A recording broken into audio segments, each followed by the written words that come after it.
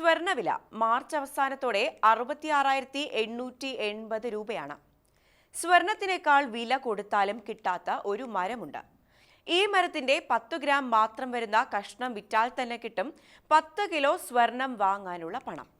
ഇപ്പോൾ തന്നെ മരത്തിന്റെ ഒരു ഏകദേശ മൂല്യം എത്ര വരുമെന്ന് ഊഹിക്കാൻ സാധിക്കും. കൈനം എന്നറിയപ്പെടുന്ന അഗർവുഡ് ഇനത്തിൽപ്പെടുന്ന മരമാണ് ഈ കഥാപാത്രം. ലോകത്തിലെ ഏറ്റവും വിലയേറിയ മരം എന്നറിയപ്പെടുന്ന ഇത് ദൈവങ്ങളുടെ മരമെന്നും അറിയപ്പെടാറുണ്ട്.